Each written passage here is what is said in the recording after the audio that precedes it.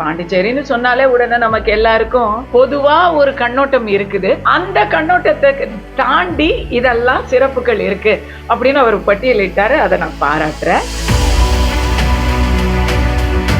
Ration கடையே இல்லைன்னு சொல்லிட்டாரு. அப்படி இல்லை, ரேஷன் கடையில பொருட்களை கொடுக்கறதுக்கு பதிலா பாண்டிச்சேரி மக்களுக்கு வந்து பணமா கொடுக்குறாங்க அப்படிங்கிறது தான் இன்றைய நடைமுறை.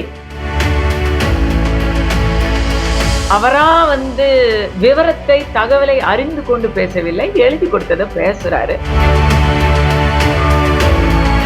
ஆனா விஜய் அவர்கள் எம்ஜிஆரோட தன்னை ஒப்பிட்டுக்கிறது வந்து எல்லாருமே எம்ஜிஆரை பத்தி பேசிதான் தமிழகத்துல அரசியல் பண்ணுவாங்க. அவர் எம்ஜிஆரோட வந்து கம்பேர் பண்ணும்போது நாம ஒரு நினைவூட்டல கொடுக்க வேண்டி இருக்குது. எம்ஜிஆர் அவர்கள் கரூர் சம்பவத்துக்கு பிறகு விஜய் அவர்கள் பல ஏறக்குறைய 2 மாசம் ஆயிடுச்சு, பல நாட்களாக எல்லாருமே வந்து இதை வந்து ரொம்ப உத்து நோக்கிக்கிட்டு இருந்த ஒரு விஷயம் புதுச்சேரிங்கிறது. அதுல வந்து ஒரு விஜய் அவர்கள் வந்து இப்ப போற இடத்துல நானுமே வந்து இப்ப அந்த 3 இடங்கள்ல அவரை கவனிச்சதுல ஒண்ணு பாக்குறேன். ஃபர்ஸ்ட் அவர் வந்து அந்த ஸ்பீச் எழுதி கொடுக்குறவங்க ஒரு டெம்ப்ளேட் வச்சிருக்கிறாங்க.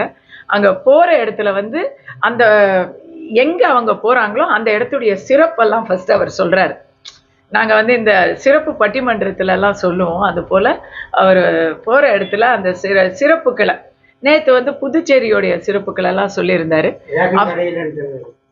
ரேஷன் கடையே இல்லை அப்படின்னு சொல்லிட்டாரு. அதோடைய விளக்கம் நமக்கு புரியுது.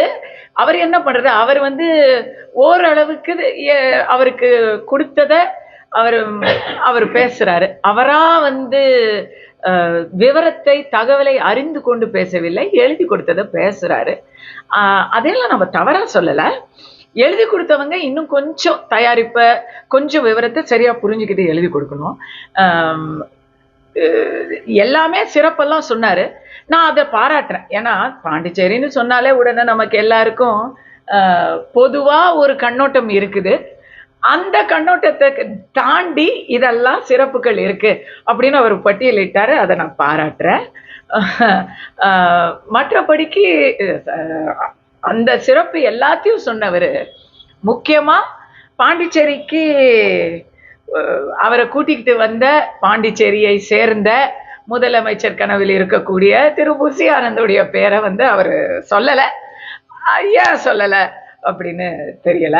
ஒருவேளை அது பாண்டிச்சேரியோட சிறப்பு இல்லை அப்படின்னு நினைச்சிட்டாரா அப்படிங்கிறது எனக்கு தெரியல. இந்த ரேஷன் கடை மேட்டரு, ரேஷன் கடையே இல்லைன்னு சொல்லிட்டாரு. அப்படி இல்லை, ரேஷன் கடையில பொருட்களை கொடுக்கறதுக்கு பதிலா பாண்டிச்சேரி மக்களுக்கு வந்து பணமா கொடுக்குறாங்க அப்படிங்கிறது தான் இன்றைய நடைமுறை. அதுல பொருட்களா கொடுக்கணும் அப்படி முயற்சி பண்ணுவோன்னு அவர் சொன்னாராங்கிறது எனக்கு தெளிவா புரியல. அவர் அப்படி நினைச்சு சொன்னாரா, எழுதி கொடுத்தவங்க அதை தெளிவுபடுத்தணும். என்னை பொறுத்த வரைக்கும் எந்த ஒரு திட்டமாக இருந்தாலும் அது பணமா இருந்தாலும் சரி, ஏன்னா இன்னைக்கு தமிழ்நாட்டுல பணமும் ரேஷன் கடைகள் மூலமா தான் விநியோகிக்கிறாங்க.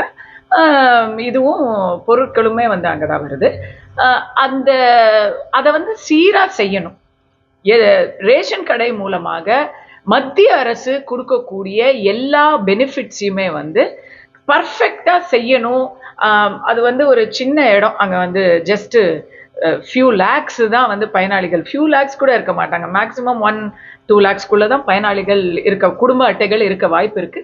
அவங்களுக்கான அத முறைகேடுகள் இல்லாமல் கள்ள சந்தையில எல்லாமே உடனே திருப்பி வந்துடாம தேவையானவர்களுக்கு தேவையான விஷயங்கள் போய் சென்று அடையக்கூடிய அளவுல ரேஷன் கடைகள் செயல்படணும். அதை வந்து இன்னைக்கு இருக்கக்கூடிய என்ஆர் காங்கிரஸ் அரசு வந்து அதை செய்து முடிக்கணும் அப்படிங்கிறத நம்ம மீண்டும் நம்ம வலியுறுத்துறோம். நிறைய விஷயங்கள் பேசினார் அவரு. ஆமா, முக்கியமா எம்ஜிஆர் அவர்களோட ஒப்பிட்டு விஜய் அவர்கள் பேசியிருக்கிறாரு.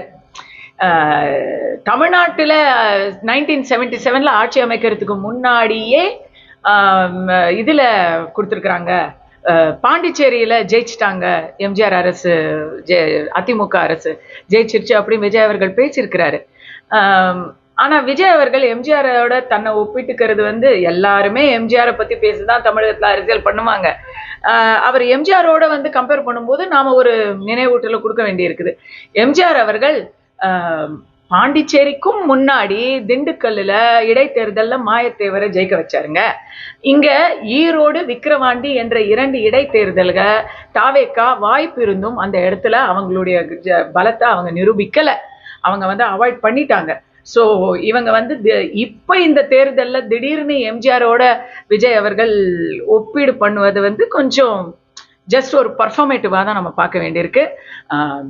எல்லாத்துக்கும் மேல பாண்டிச்சேரிக்கு மிகப்பெரிய இஷ்யூ அப்படின்னு நான் நினைக்கிறது, எத்தனையோ வருடங்களாக பல 100 கோடிகள் வந்துகிட்டு இருந்தது பிரெஞ்சு அரசாங்கத்திலிருந்து பாண்டிச்சேரிக்கு நித்திய உதவித்தொகையாக வருடம் வந்து கொண்டிருந்த தொகையை கணக்கு சரியா கொடுக்காததுனால நிப்பாட்டிட்டாங்க.